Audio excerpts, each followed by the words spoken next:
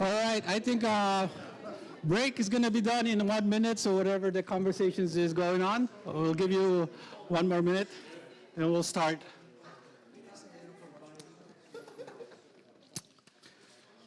So we're going to go ahead with this wonderful program that we're having, from the keynote this morning to the EOC that we just started.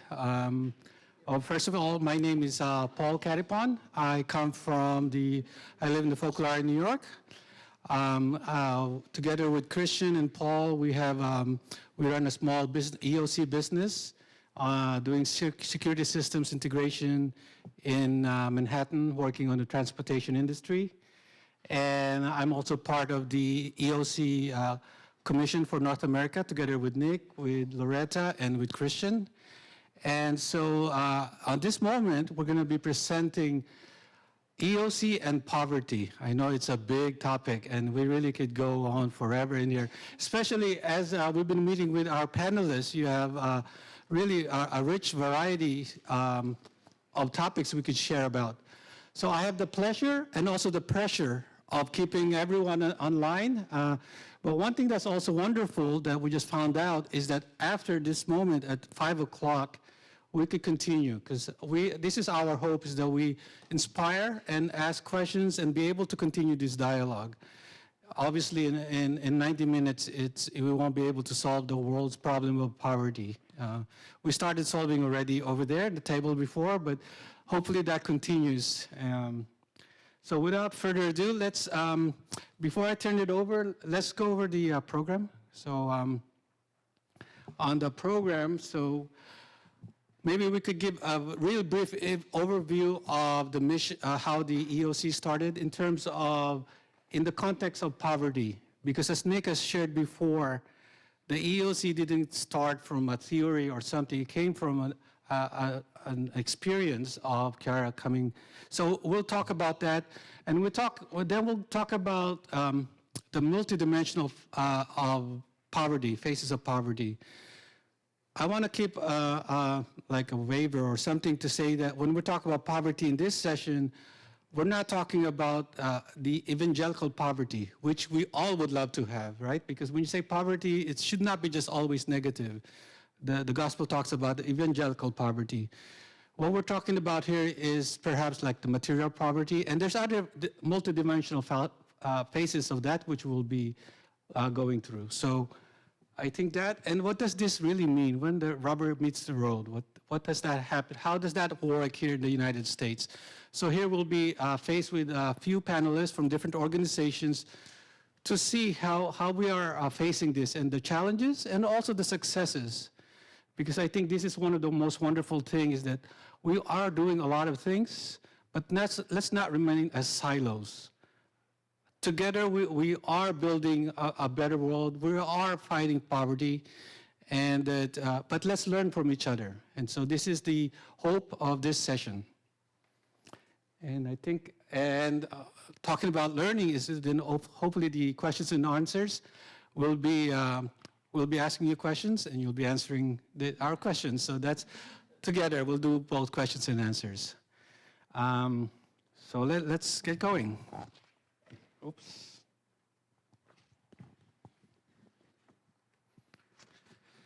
So let's go ahead. So where did this start from?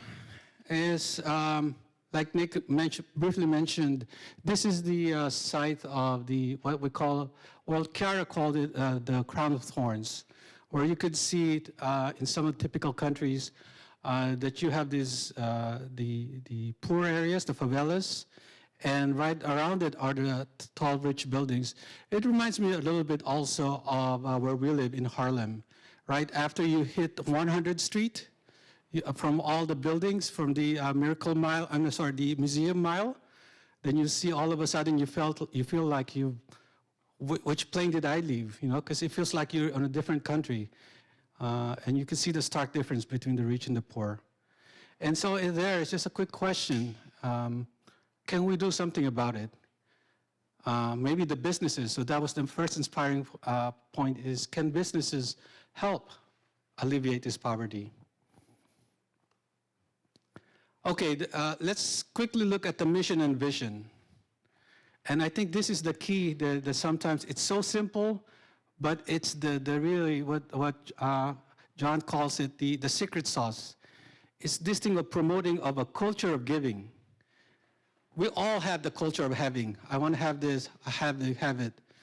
But it's very subtle to see what is the culture of giving and social justice through businesses animated with the values of universal brotherhood. So that is the mission of the economy of communion. And how do you do that? Well, you talk about Catholic social teaching. I think this ranks up there. That like the first this apostles, first community, only to have one heart and mind, that there is no needy person among them. Doesn't this sound like, now I realize more and more Catholic social teaching? How do you say there is no needy person among them? Until that happens, we have some work to do as the economy of communion. Now, this is something interesting that we're talking about, again, talking about the material poverty. You see that the real income per capita has been increasing. It's going up. Great news. But what you see on the bottom, people that are happy has remained the same. I actually say, I think some of the, some people are sometimes these are proportional. The more people have money, sometimes the level of happiness goes down because of the anxiety of keeping that. Sometimes when I walk at Central Park at Fifth Avenue and I see those big mansions, and you see the people in there, sometimes I feel like it doesn't make sense, right? So you could see the heaviness in them. Okay, we talked about this also previously, that our GDP has been going up and up. Great. Our unemployment is going down. I think we're about so low right now, right? The unemployment. But look at the poverty level. It just doesn't make sense, right? It just doesn't make sense. We're producing more, the GDP is going higher, unemployment is going down, and yet the poverty is going up. And the level of happiness is stagnant. So there is something not quite right. Okay, I'm going to touch quickly about the multidimensional nature of poverty. Like I said, the big thing is about human capital.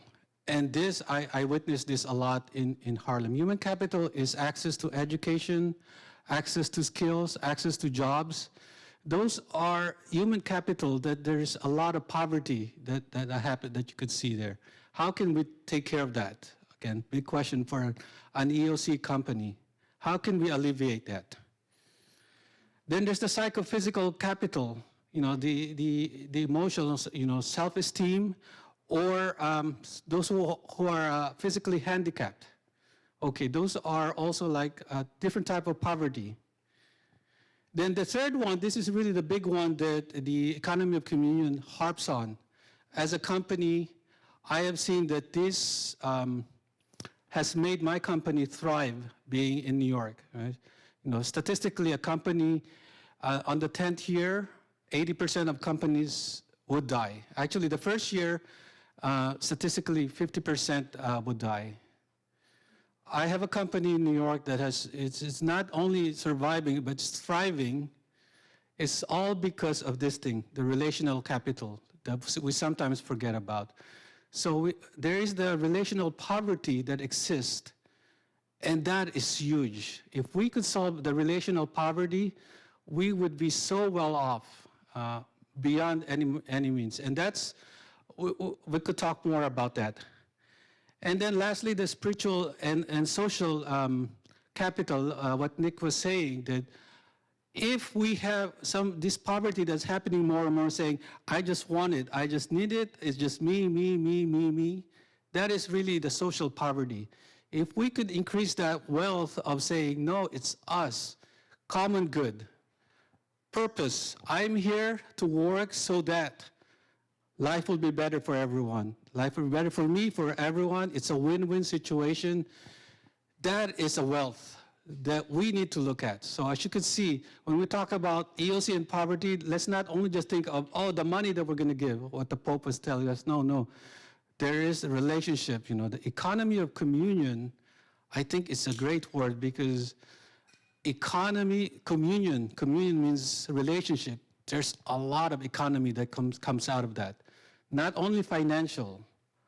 When a business is going well, there's less waste, there's more efficiency, and more productivity, and more win-win for everyone. Okay, I want to just show you to end this by two events that I was fortunate to participate. And this was in 2017, Nick again said, the Pope invited the entrepreneurs because it was the 25th year anniversary. And we were there at the Vatican, about 1,100 entrepreneurs all over the world. And there were many, many things that he mentioned to us. Something that also struck me, because he says, yes, the economy of communion is great. You are helping the victims. But can you also create structures to prevent them from being victims? So there's a two-pronged approach to approaching poverty. So that was something that struck me. And later on, you'll hear from them how we're facing this in two-pronged approach. Then the other one was this, when I was invited in 2019, the United Nations, every year, they have topics. And that topic that year the theme was addressing inequalities and challenges to social inclusion, fiscal, wage, and social protection.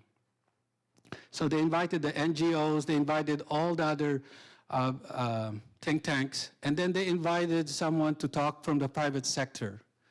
For some providence or luck or dumb luck, I was asked to present, I said, who am I to talk about wage inequality in the whole world to the United Nations, right? So, but I went there, I says, but then I'll present the EOC, okay? So I presented the EOC, and I tell you, I remember, because there you have all the different nations. After that, the moderator came to me, and he says, Paul, it was a breath of fresh air what you presented, because a lot of the nations come to the United Nations asking for help, asking for money. You came to the United Nations, you did not talk about asking for help. You shared experiences of small businesses, private sector who's doing good. And that's a lot more sustainable, and it's a lot much better than all the others who's always coming saying, give me money, give me money. You presented solutions. So in small ways, the United Nations, in small things, we could achieve this. And the Pope told us at the end, you are like the salt. You don't need to be big, because if you put a lot of salt in the soup, it becomes too salty. But it's enough to be that salt, but you have to be the salt to provide that flavor. And I leave you with these two quotes from Chiara that says, unlike the consumerist economy based on the culture of having, the economy of communion is the culture of giving. And then another, he's an economist, Luciano Bruni, a good friend of mine. He talks about goods become more real when they are put in common, while goods become evil when they are not shared. Goods held as jealous possessions actually impoverish the owner of his or her ability to give and of reciprocity, which is the true human heritage that leads to happiness. So with that, I'm going to close this. Again, we will have, after this, we could have questions and answers, and also the session to talk more about concretely how we could do this, about economic communion and poverty. But for now, I would like to first call in Rainier de Guzman. He will talk about inclusive businesses. He is currently a PhD student in economics at Fordham University. His research interest is understanding how pro-social behavior and social relations interact with the economy. His previous research touches on issues of poverty, economic development, and inclusive, sustainable businesses, among others. So Rainier, go ahead. Hi. All right. So as Paul introduced me, I'm an academic, so I don't have any idea of running businesses. So, but what I would like to share here is a framework on how we can understand the experiences of my co-panelists who are running businesses, who are doing the groundwork, the legwork, in confronting this issue of poverty. All right, so I studied a bit about inclusive businesses. So I would like to share what that is, why should we be interested in that, and how could we apply that? Okay. All right. First, what do we mean by an inclusive business? It is a concept um, where we facilitate the participation of the marginalized. So maybe we're thinking about those who are materially poor, or those poor in skills, poor in relationships, poor in opportunities. But that is what we're trying to do. What we're trying to help them participate in the economy, right? So that is the what. The next question is why, right? Why do we want to do that? There's a lot of pressure from different aspects, right? So there's the pressure from the consumers. Buyers want to buy from companies that are dealing with fair trade certified suppliers. Buyers are now aware that they want to buy from companies that have a short supply chain. They want companies with smaller carbon footprints, right? There's that pressure from the consumers. But there's also pressure from the government or the regulators, right? We now want companies to be compliant in environmental regulations, right? And in labor regulations. So there's also that pressure. But I think the more relevant pressure that we are being confronted with is the desire of the entrepreneur itself. This is in line with what Father Paddy was talking about in the morning, right? So what is this TIC practice, and how does it reflect in how I confront the world that I am in, right? So our TIC practice is in unity, in being one with the other. So how is that? How do we leave that out as businessmen, as businesswomen, as entrepreneurs, right? Okay. So I think we're all in agreement that we want to practice something like this. And then the next question would be, so how do we do that? Well, as I've said earlier, I'm not a businessman, so I don't have the direct solution. It's really up to the entrepreneur. But what I have are some guiding principles on how can we begin questioning ourselves, how can we begin to open ourselves, as what was discussed earlier, right? First, I'd like to highlight that the economist Luciano Bruni, I think, is it not? Yeah, it was said earlier. There's a quote from Luciano Bruni, but he also has a book that is being sold outside. It's entitled "The Wound and the Blessing." I think, well, I don't want to share what the book contains, but, well, you can just buy it and read it. But it's very related to the concept of being porous, of being open, right? I think one way to understand it is in our openness, in this gap, this wound, this is where we can pass through and reach out to the other. And only through that wound can we reach that blessing, right? It's also similar to how we can run our businesses. We want to help people.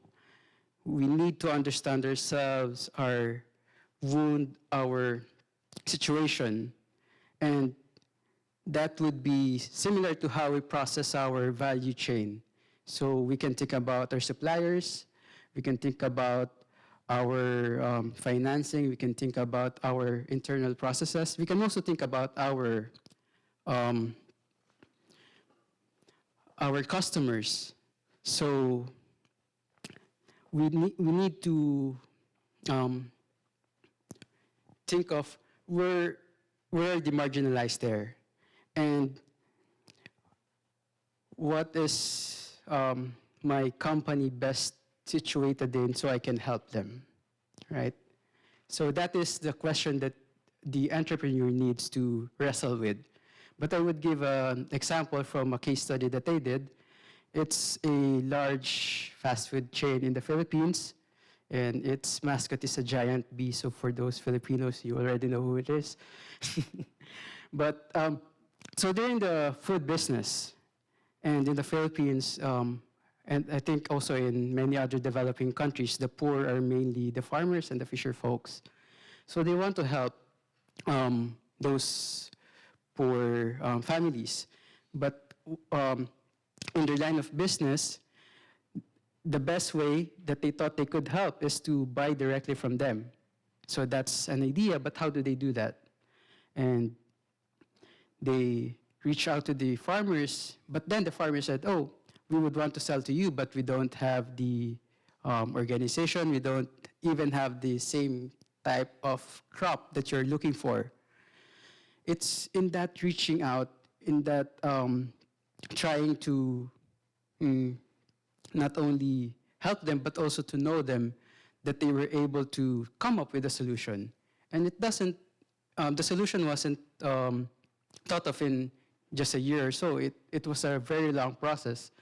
But they were dedicated in doing that. And it's not as if it's just a cost for them, because there was also a benefit, right? But that is an important part. We need to come up with solutions that are also relevant to our business, also relevant to our community, because otherwise we might be able to do other things, do other good things that are more impactful, because at the end of the day, the question is, how do we steward these limited resources to the best of our abilities? All right.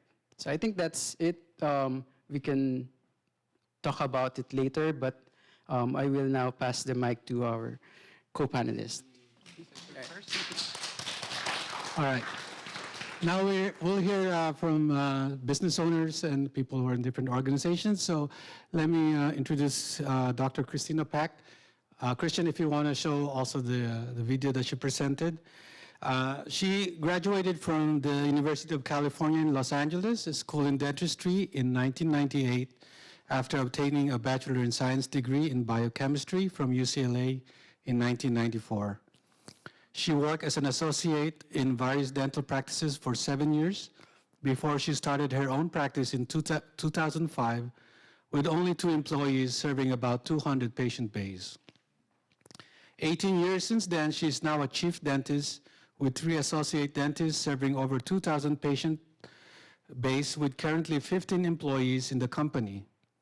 Her company's mission is to provide the highest quality of dental while fostering a culture of respect and empower one another, especially women in her local community, through on-site job training and providing a family-friendly accommodation.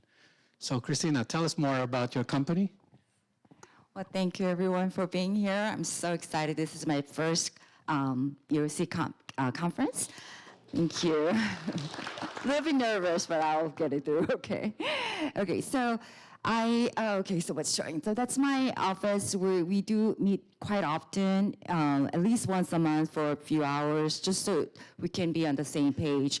I was at the table discussion earlier. How do we foster this culture of economy of communion? It takes time. It's not 1 or 2 meetings constantly, because we do also have people changing over. So we do get, give not only training how to do dentistry, but also about the culture of mutual respect. Because if I do only good to my patient and not to my subordinates, that's not gonna, sustain itself for long term, right? So we make sure that doctors and assistants, administrative team members, we're all equally standing, and we respect one another and empower. It'll be showing later on some of the people who are actually joined us without any proper job training through some of the school program, but they came on board because they were in that crisis in their family life. We have Hannah, who will be here a little bit later on. She has 3 beautiful kids, but her husband has some abusive habitual pattern that she ended up needing to divorce him. But she had a full custody of her 3 daughters. So she went through some assisting school program, and I hired her for assistant, and then now she became a hygienist. I work with her in the regard that she can be still picking up her daughters from after school, so she gets out in some odd time when we're kind of busy, and in a way it's not very good for me as a business owner, but I do accommodate her needs to do so. And then I have another person, Harriet, whose husband passed away in a car accident, leaving 2 young daughters to herself. So again, providing this kind of job opportunities for people without that kind of help, she will be on maybe just the Medi-Cal and just needing to be on help from others. But with this employment opportunity, she has that dignity. I'm earning this paycheck to bring to my daughters, right? So having said that, it's not always easy, because we have people who are very much gone through proper training through schooling, and they feel like, oh, I'm now overworking myself because I have to carry on these people who are coming on board, because my boss wants it, right? So in fact, we've had kind of my most valuable player left with a short notice because she said it's not working out for me. And that was very difficult in a way that I kind of lost very much of productivity. But because my other team member knows that what I'm believing in, and they are starting to also see this is what they want for themselves, this good culture that we've fostered over the years. So now they're trying to help out. So I can maybe train Harriet, and she can be better efficient with your chairside assisting. So we're kind of helping each other out. And I think we're getting into my company. Yes, so anyway, I think it's just pretty much what I'm actually doing through my dental practice. I know with maybe less people on the payroll, I can be both profiting my own self. In fact, I have my many dentist colleague who will say, you don't have to put all these people. You can be really, really efficient having 1 or 2, I may have more properties to own by doing so, but am I going to take those things with me when I go to heaven, right? Maybe I may not be able to go to heaven if I do so. And ultimately, I'm not happy being just for me, So with that, I'm providing these opportunities for, more people to be feeling empowered that I can do this. And from there, they can also help to contribute for the better, common good.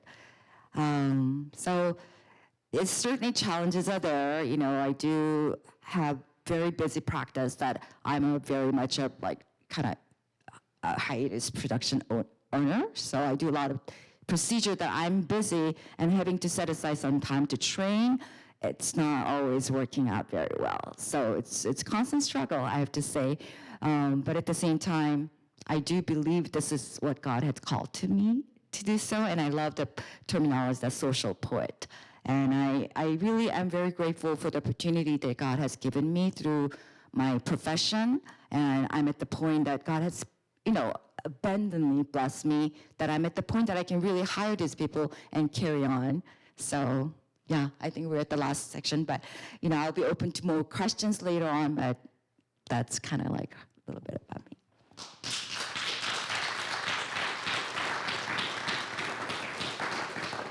So you can see, as Nick and John and then all the other EOC entrepreneurs, there's challenges. It's beautiful. There's says, wow, this is wonderful. There says, what am I doing? But so this all provides us opportunity to dialogue later on also to share these experiences. Now, next, I want to introduce Reneé, Darlene, and James Murphy. I met them in New York. They'll share a little bit about what it is working and living with the materially poor. And so Reneé Darlene is a Twin Cities native who now lives in Chicago at St. Francis House Catholic Worker. Reneé is a playwright whose work has appeared in New York City at the Tank, Triskelion Arts, and the Bushwick Star. She holds degrees in theology and theater from the University of Notre Dame and a master's in journalism from Columbia University. Her writing has appeared in The Tablet, Religion News Service, Christianity Today, Sojourners, Washington Post, America, and Dappled Things. And next to her is James Murphy, who is originally from Rochester, New York.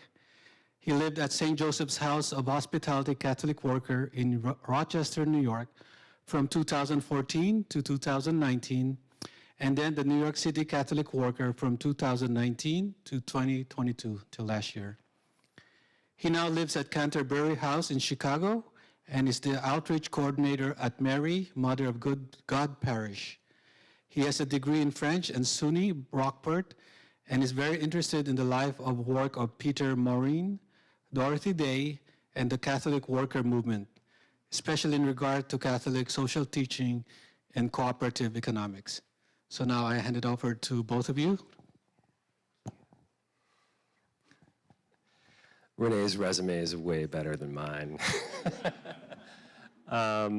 Thank you, Paul, and thanks everyone for sharing so far. This is really great. So I'm just going to give a quick overview of the Catholic Worker movement in case, is everyone familiar with the Catholic Worker? So if you haven't heard, I'll just quick overview. The founders are Peter Maureen, he's a Frenchman, he was born in 1877, and Dorothy Day, American, born in Brooklyn, 1897. And Dorothy Day was a convert to Catholicism.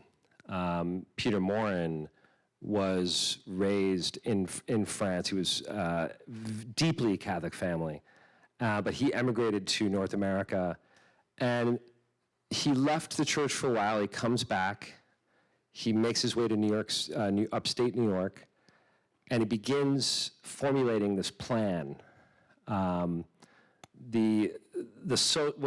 becomes known as the platform of the Catholic Worker movement, but the plan or the social program of the church. So it's not the program of the Catholic Worker, it's the program of the Catholic Church. And he's looking for someone to help amplify this message. He's looking for a journalist or someone to start a newspaper with. And he approaches Dorothy Day, who had recently converted. This is around 1932 when they meet. And Dorothy Day is a recent convert. She doesn't know anything about Catholic social teaching. And Peter Maureen begins to instruct her on Catholic social teaching, and he's using these things called easy essays that he's written himself.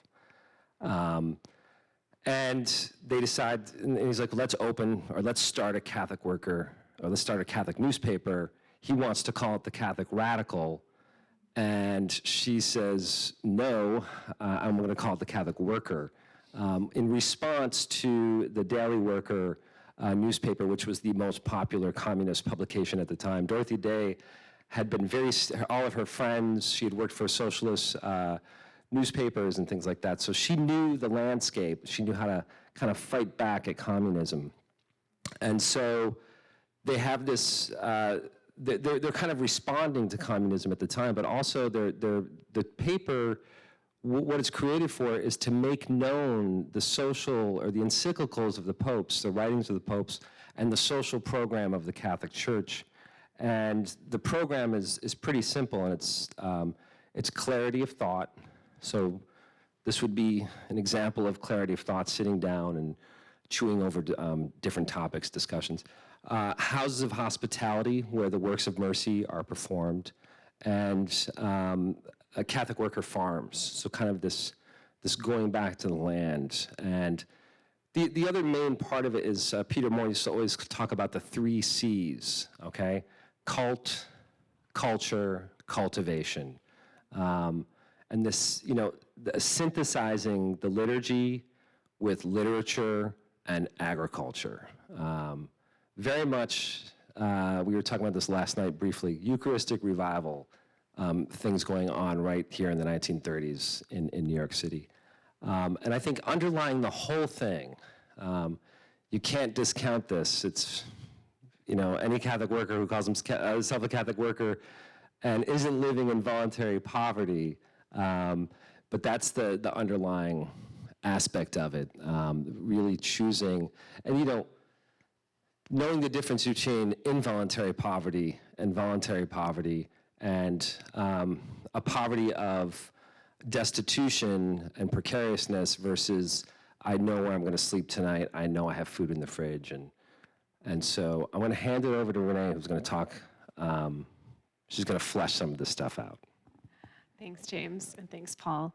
Right, so building off of that, so Dorothy Day has a famous line in her autobiography, The Long Loneliness, where she talks about, she's talking about her desire to find where, she's like, where are the people who are not just ministering to the slaves, but doing away with slavery, right? Where are the people who are hungering and thirsting for righteousness, right? But that righteousness not just being, okay, I'll like pick up my neighbor who's down, but saying, well, who shoved him down in the first place? How can we sort of stop that chain of violence upstream? And so I think so many, you know, there's so many inspiring people on this panel, and we're all united, kind of like Paul said, in resisting or transforming that violence of poverty, right? The poverty of, like you were saying, James, destitution, of precarity that violates our human dignity and fractures our communities. And for the Catholic worker, it's such a deep irony, right? But you can't resist that involuntary, unjust poverty without becoming voluntarily poor. And I think there's so much of what has been talked about at this conference that just resonates so deeply, right? So for Dorothy Day, she had such an understanding of the mystical body of Christ, right? And such a comprehension of it, love for it. It was this very sort of, it's kind of the theological concept at the heart of the Catholic worker. If we all go to Mass and receive communion and become the mystical body of Christ, we become what we receive, well, then how could we walk around in our day-to-day life outside of Mass not living that way? How can we live that way and make that a reality in our society? And for Dorothy Day, it really comes down to divesting yourself, right? Being voluntarily poor. And we have some slides, I think, that show some of our community in action.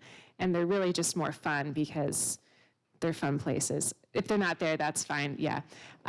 You'll just have to imagine it. So they're really fun, yeah. Maybe we can share them later. But I think this concept, we talked about the porous self and the buffered self. And I think the biggest buffer in our society is the buffer between the helpers and the helped, right? There's a lot of value and social capital in being helper. And there's a lot of shame in the United States about needing help, right? Begging. I would feel this in myself walking through the subways of New York and, you know, not really struggling when I encountered someone asking for help. And like, even if I said hi, or even if I said, I'm sorry, I can only pray for you, or what, even if I gave them $1, there's still this sort of sense of shame of kind of coming up close to someone's vulnerability. And so when Patty kept talking about the porous self and being porous, there's kind of a linguistic trick where it sounds like be poor, right? So being poor means embracing that vulnerability that we have. And I think part of the Catholic worker is being porous to the poor, right? Letting someone's poverty become yours and getting kind of being close to that and not protecting yourself from that. And the goal, right, of that sort of solidarity is that we can, from that solidarity, from that poverty, create a unity that is richer, no pun intended, and deeper than one we could sort of dictate from a place of our own individual security. So I think that's a good start.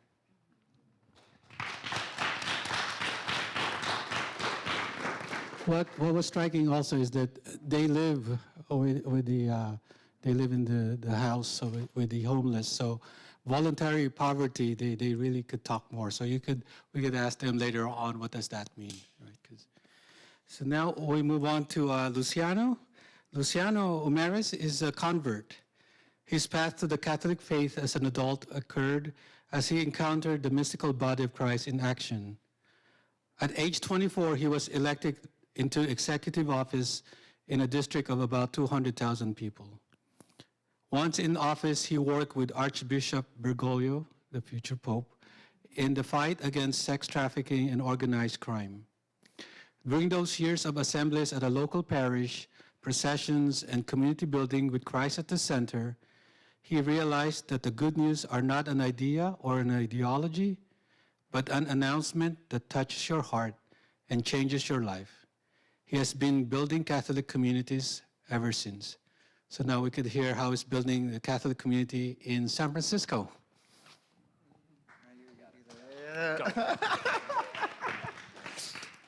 Well, first of all, I'm Latin American, as you can see. And I'm saying this because, oftentimes Latin America is seen as a geography, when it's more so a spiritual reality. It was not an occurrence from 1492, but more so our origin is December 12, 1531, when what we called the Madre Patria, the Virgin of Guadalupe, revealed herself. And she asked an indigenous man in his own language, Nahuatl, to build her a temple worthy of the second coming of Christ. Now, why am I saying this? Because I want to talk about the missions. The Jesuit order was a missionary order that wanted to evangelize. The way they wanted to evangelize was to create the mission system with works. Now, here in this image, you can see, that's my patron saint, San Roque de la Santa Cruz, and that's, Argentina. And the other one is San Francisco, where my current parish is now, which is, by the way, called the Mission of Dolores. If we can go to the next slide. Okay, so what did the Jesuits do with the mission system? They shared, it was like we talk about today about the synod and synodality. What is synodality? It's working together. And we believe in a method, the method of real listening. Now, when you're really listening to the people, you need to solve their problems. What kind of problems we were encountering as, converts in Latin America? Well, for example, where I'm from, in Argentina, we needed to build housing. We needed to develop, we had a language, but we had no grammar. We had no printing press. And the Jesuits, what they did was they shared the technology and the science so that we ourselves could build all the things that we needed, but always respecting our culture. So the spread of technology and science was never something that eroded our identity. On the contrary, the first printing press in South America printed books in Guarani. Nahuatl has a grammar system older than German. Now, this is part of the charism of inculturation. Now, this system created under the principle of subsidiarity, for example, the Guarani Indians, we were already drinking tea that we called mate, but we just didn't get the technology to be able to have crops of yerba mate. The Jesuit order shared the technology, we domesticated the plant, now all of South America drinks mate. But it is our tea with a technology that came to empower. Now, also something that I wanted to share is this mission system, like for example, my mission of San Francisco, we had like 200,000 heads of cattle. We had our own sheep. We would build like the clothing factory, everything that we needed, but we also traded with all the other missions across the Americas, including Argentina, Peru, Bolivia. Now, if we can I want to speed up. I take too much. Okay, so now, this mission system, it was eradicated. But the spirit lives on. And what I want to bring into attention, which is what we're trying to accomplish in Mission Dolores, is what are the little seeds of that are still surviving today? What are the small businesses that are still surviving to this day that can be a reflection of that kingdom of heaven that we try to build? Oh man, it's already almost 5 minutes. Okay, sorry. So what we started talking about is, within our parish, if we really listen to the needs of our people, then we will be able to figure out what kind of new businesses we can develop. Now, it is very hard for, a peasant from Guatemala or a construction worker from Honduras to come up with all the accounting aspects, and there are many professional aspects that we may be lacking. But if we go back to our roots of the missionary system, well, we can get all that technology. We can get the different local universities to support us, the professional class. But we're not doing what the professional class wants us to do.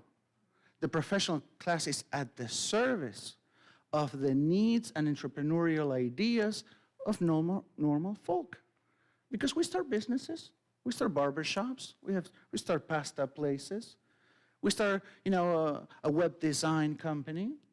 But oftentimes what we're lacking is that institutional support from the allegedly Catholic institutions. And also, we may need some seed capital. But most of all, what we need the most is the understanding that what we're really doing is building a community that can be a reflection of that kingdom of heaven that is not fully yet realized, but is already among us. In the way we run the business, in the kind of products that we make. Are they social goods or are they social evils? It's not the same thing to start a business and start a liquor store in the Bronx. Not the same thing as starting, 2 more minutes, all right? One more, all right? 15 seconds. I'm sorry, this is my sin. I always tend to talk too much. I guess it's from Argentina. No, it's good. No, so, okay, let's go to the next one. So yeah, the idea is, how can we foment a culture of encounter at the parish level, within the parish system, with institutional support from local universities, economy of communion, so that even though we may be poor, even though we may not have college degrees, our ideas can still be valued and supported. And maybe these ideas are good business. And maybe we can trade with each other.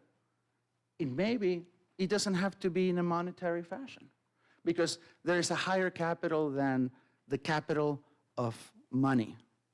There's the social capital, and most of it is the spiritual capital. Once we build that, we're okay? All right, that to 8 minutes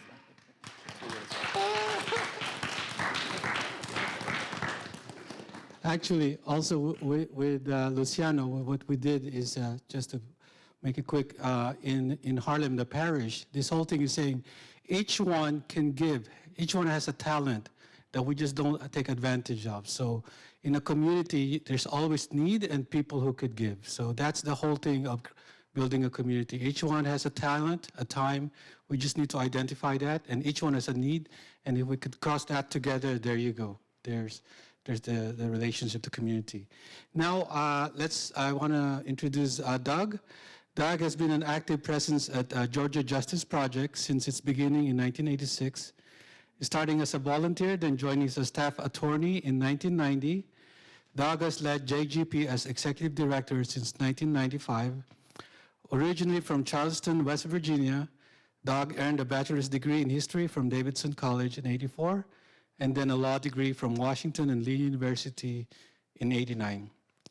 Doug has received numerous awards, and it's a lot of awards. I just didn't want to call all of those, for his leading voice in criminal justice reform and reentry. So he's here to tell us about the Georgia Justice Project.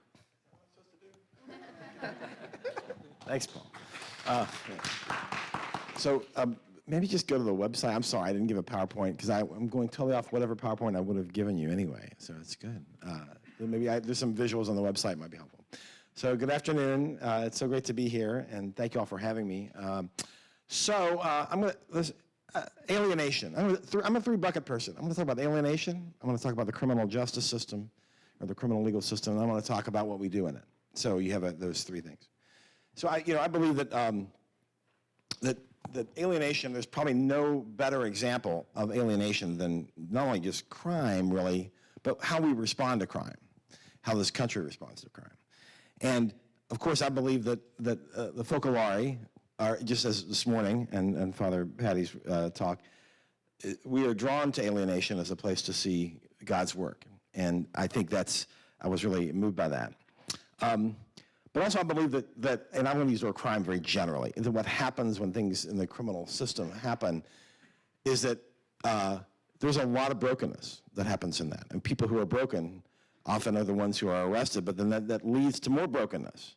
So I believe essentially that there's a lot of opportunity for the people of God to show up in that space. And I believe, what I believe like the Focolare is that sometimes that brokenness or that space, and like Christ forsaken, is really where we're called to be. And I believe we're called to be the opportunities both for the people who are arrested, but for the communities, but also for the system. And then maybe I'll spend a couple minutes talking about that because I think that might be helpful, Paul.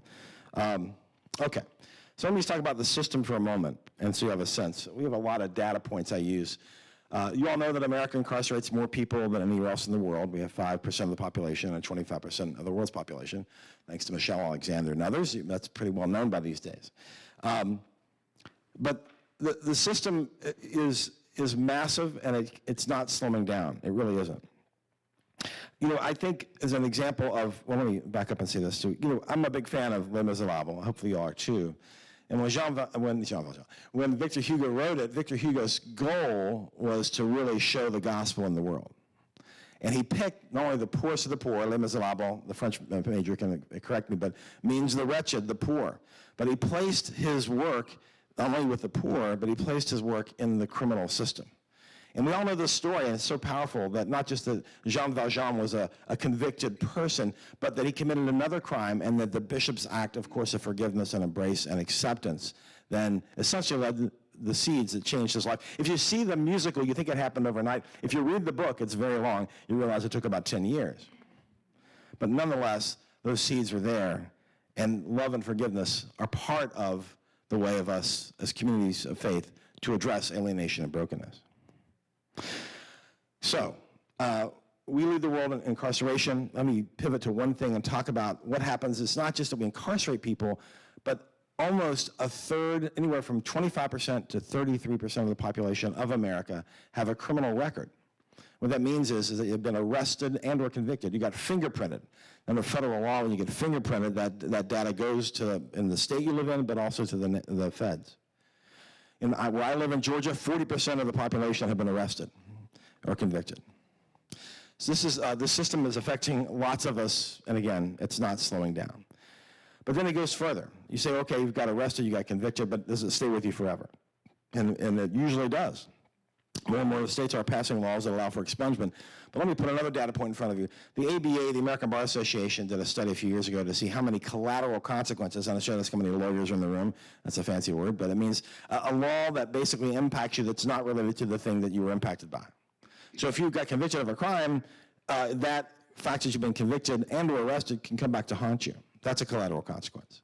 ABA did a study, and they wondered how many laws in the country affect this population, this 33% of our neighbors. And the number was about 50,000. And they stopped counting, actually, at 50,000. That basically is 1,000 per state. And in Georgia, we counted about 1,006. But here's the kicker, not just that these laws exist, but 60 to 70% of these laws affect employment. And they're not opening doors for employment, they're closing doors for employment. And you throw into that another data point that says that folks who have been convicted of a crime, their likelihood of going back to jail or prison is dramatically, the highest correlative data point is whether or not they have a job. 67% of folks who are, if you have a job, it's the best insulation to not going back to jail or prison. And yet, we have thousands and thousands of laws that keep people from that opportunity. Okay, so you're all depressed enough right now, right? Okay, right? Okay, I got you. Okay, I'm getting, for how much time do I have? I'll try to, okay, I'll talk about our work at Georgia Justice Project. So we're a small nonprofit. We're right behind Dr. King's Center. We're on the old, if you've been to Atlanta, we are directly behind Dr. King's grave, which is, I always tell our staff, it's on sacred ground. Our work is totally not government funded, not court appointed, totally privately supported. We serve about, as lawyers and as clients, about 2,200 people a year. Our work is focused on direct service, but also policy work and community engagement. Our direct service work really focuses on helping folks not get them out of the system, help them not go into the system as a criminal defense lawyer, which is what I consider myself, but also to remove the tethers that keep people in the system, like probation and parole and criminal records, and the suspension of driver's license. We can talk about a lot of things we're doing on that front. But we also, so we do direct service. We also do policy work. As I've been on the road this week, we have 3 bills pending in the legislature this year. We've actually passed 22 laws in the last 15. And one of our bills, our biggest bill, just got through the Senate in Georgia with it's the third unanimous vote, which is a massive redrawing of occupational licensing reform as it relates to folks with a criminal record. So we work on that level. And we do a ton of community engagement because the law, I've learned, is only as good as people know about it, and law is only as good as it's enforced. And we spent a lot of time, 134 presentations last year all around the state of Georgia about people's rights, about what the law is, educating people, both judges, businesses. We do a lot of work with businesses. But let me just focus on one piece of the work, and I'll stop, Paul, and I'm already over. But is that I think what resonated when we had a phone call or a call with you is this our work of, the criminal defense work of following our clients. We have a number of buckets our clients fall into, but the thing we've done the longest is we represent people. Everything we do is free of charge. But if we take you on as a client, especially as a criminal defense client, we follow you from the time you got arrested, or we represent you all the way through prison. Very few go, by the way, only about 4% of our clients go to jail. And we help you get back on your feet. And our work is very relational driven, and it's certainly not governed by a bureaucratic method. We're not court appointed, not a profit method, we don't charge. It's governed by a relational method. And this is the visioning of our founder that we have reinforced and continue to do. So for us, I just want to tie this in a little bit. I don't know, there's a lot of things we could talk about, but plant a couple of seeds. The issue of reentry is a big deal. If we want folks not to go back to prison, if we want our community to be safer, we've got to have more paths for folks to get back on their feet and stay on their feet. And we spend a lot of time, whether it's working with individual clients, whether it's at the legislature, or whether it's working with businesses at a number of levels, to ensure those opportunities are there and to remove barriers to reentry that exist. So let me stop there and say we're glad to be here, and I hope we'll have a conversation. Thank you, Paul.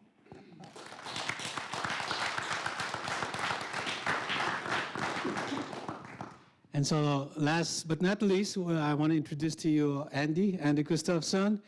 He was raised on a hog, corn, and cattle farm in central Nebraska. He attended colleges in Canada and Israel before completing his BA in philosophy and English at UNL.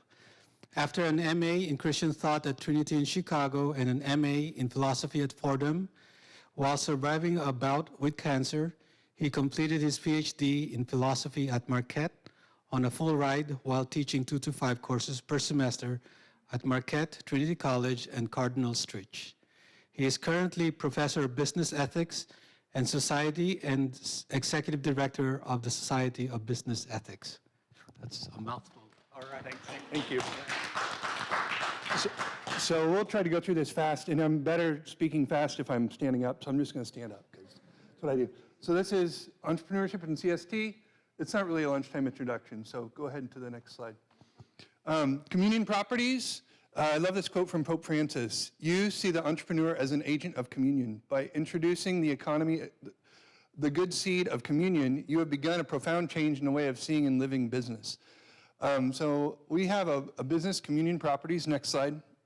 We own those houses and some others. But we buy properties, often distressed. We fix them up, we rent them out, and then we build relationships with workers, tenants, and the community, and that's the most important thing that we're doing. We've got about 35 buildings, about 80 units, over 120 renters. Next slide. So how we do business differently, really 3 things that are difficult. Difficult buildings. We get buildings sometimes that are condemned. We revitalize them, we sort of redeem them, bring them back into good standing with the city and with others. So we have employees. I have had employees that were living in their truck before they work for me. Some are alcoholics, some are semi-alcoholics, some are just have different issues, and they maybe aren't employable in other ways, but they work for us. And then I have some that are fully employable that work for us too. And then tenants.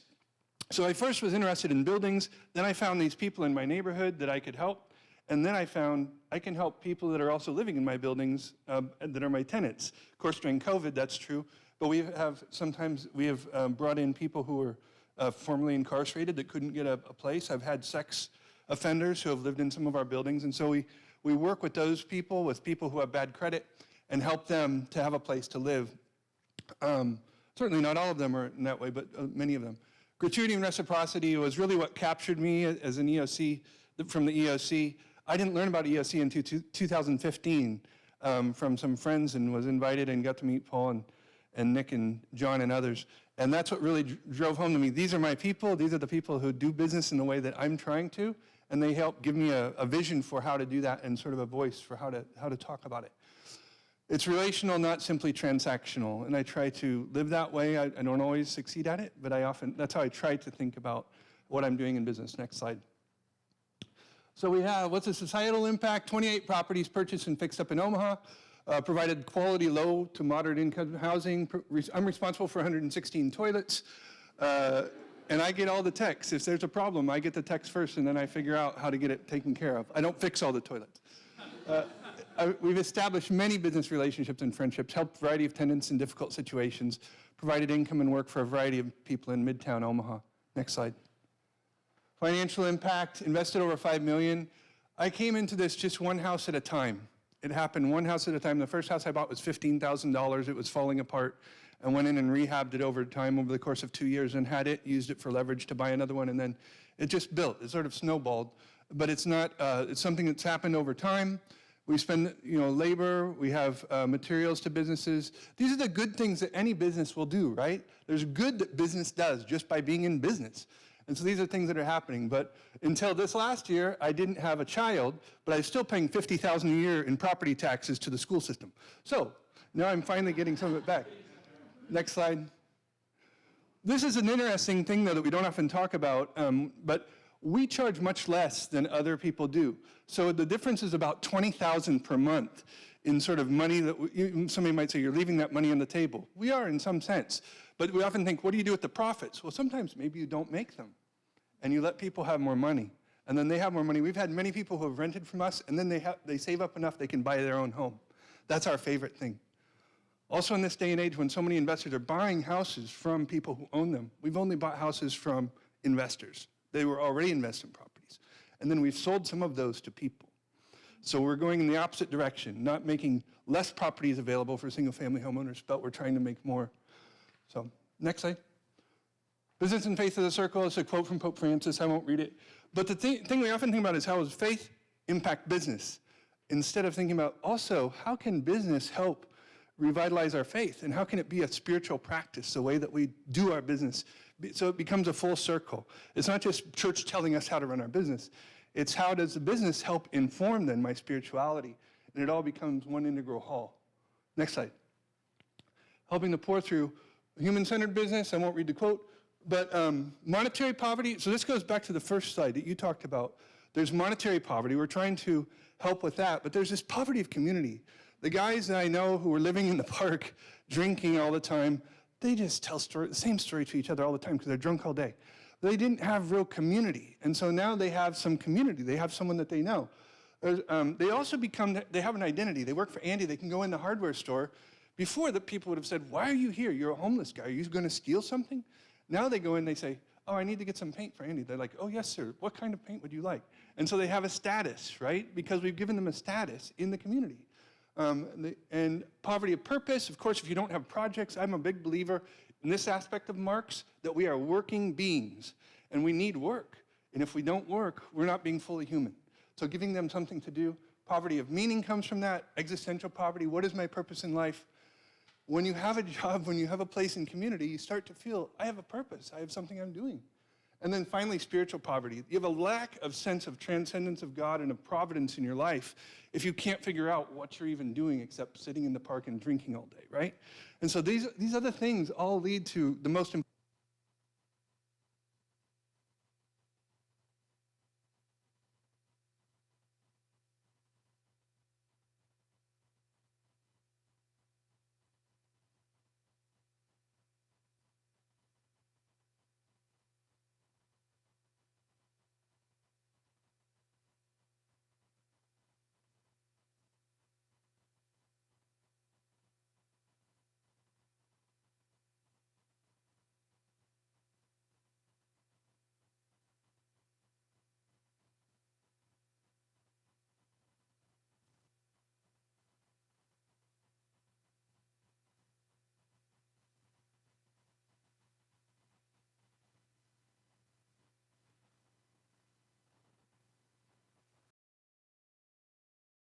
Thank you.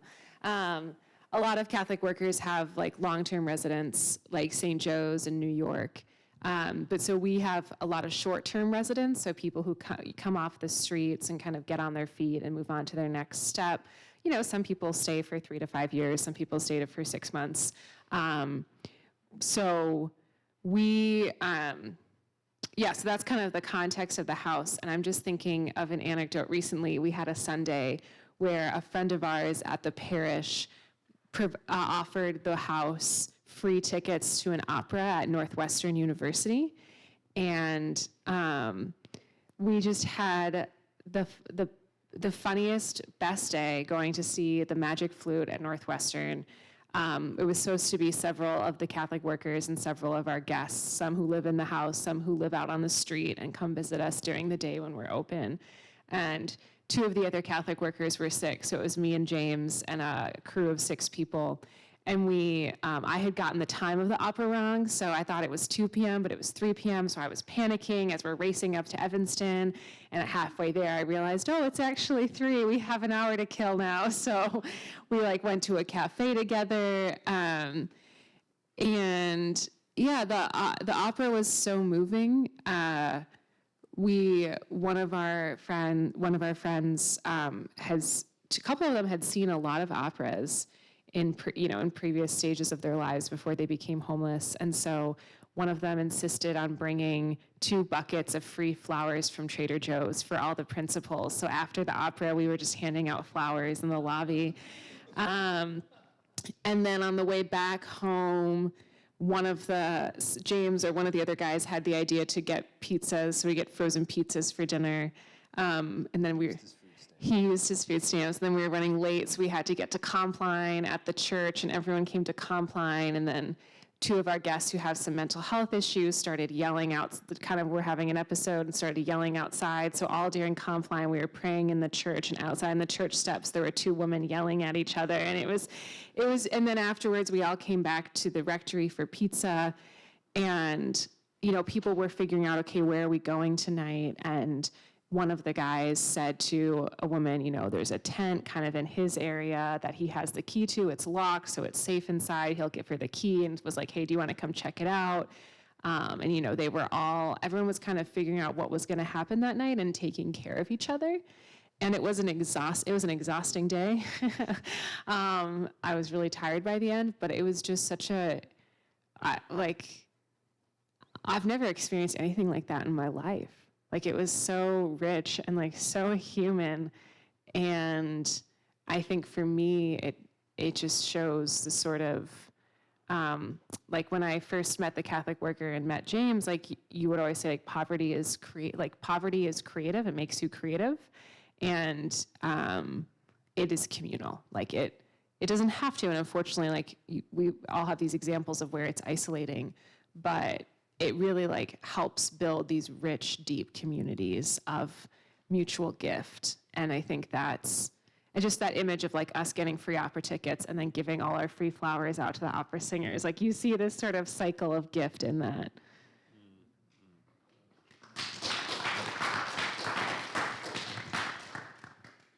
Any questions from the audience? Any comments, answers, or?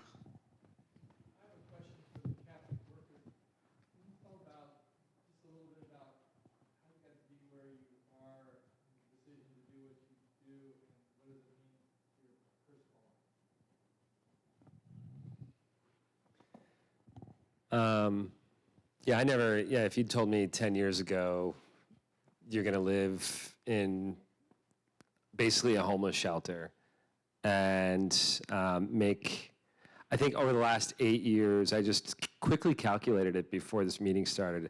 I've made $14,000 in the last 8 years. I've lived and I've lived very well and had a very happy life. The only thing, my mom gave me this vest and I bought these jeans. Everything else is from the clothing closet. I lived a very different life. I was actually, I taught French out of college, and then in a very strange twist, I ended up on Wall Street. I was a corporate bond broker on Wall Street, and, left that. It's a long story, but between the recession and like 2014, I just went through this conversion and found myself reading Dorothy Day and Peter Morin, and then just decided to go as a mission to live in a Catholic worker, like for 1 year. And I just never left. And it was slow. Like I came in thinking like voluntary poverty is a little ridiculous.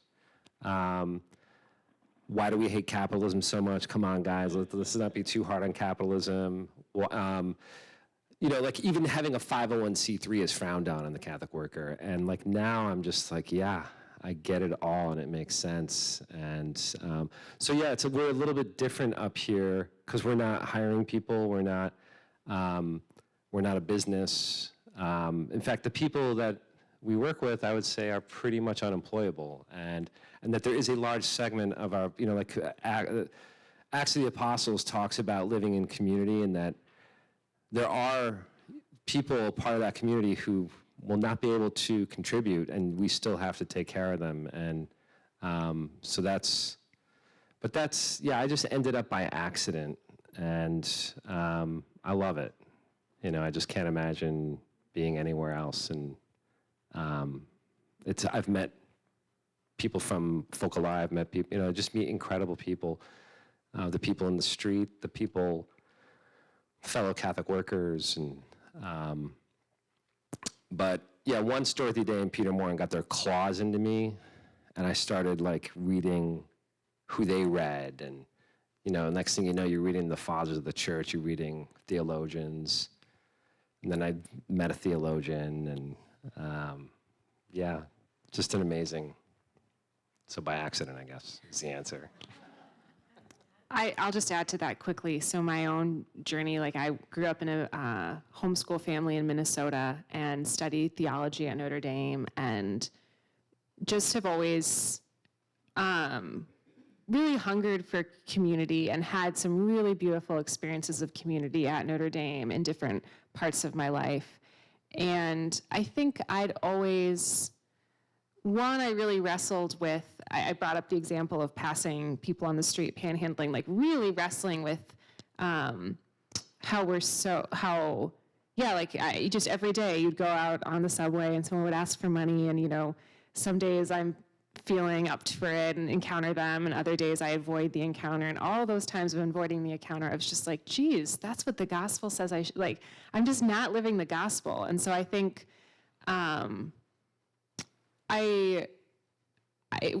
I feel the Catholic worker finally spoke to me when I encountered Peter Morin. And I say that not because I think Dorothy Day is, I feel so much of a kinship with her, because she's a journalist and, hung out with a bunch of artists. And I just find when I read her, I feel like I'm reading a fellow 30-something in the 21st century. Like, there's just a lot of similarities. So I find her really compelling, and I think she is a saint we need for our time. But I think really it's in meeting Peter Morin that I understood why he made such an impression on her and launched her on the path to sainthood. His ideas, I think I also, when I met James, when I met the worker, I didn't understand how poverty was a part of it. And by slowly embracing it, I think it's one of those things we can talk about, but, I'm sure anyone here who has vows of poverty it, you know, has vows of the evangelical councils in some way, you recognize like it works on you in this experiential way that just is so transformative and turns the world inside out. And so I feel like, you know, I was always just like a nice little Notre Dame theology grad, just trying to like, you know, be a good person, whatever that means. And I think really encountering the worker just made so many things clear to me. But I also do want to say so many things. The worker has a tradition, and James mentioned this in his bio, of supporting cooperatives, right? And being really invested in parish credit unions and cooperative economics. So many things that Andy, you were talking about, and Luciano, and you were talking about, Christina, like really resonate with these principles of cooperative economics, which have this idea, they're not quite capitalism, they're not quite communism, and there's the idea of the triple bottom line, right, of people, profit, planet. So the idea is like, of course, like you have to have some sort of like profitability, but you can't, profit is meaningless unless you're also taking care of people and the planet. So I think that's kind of a helpful shared tradition between EOC and the worker.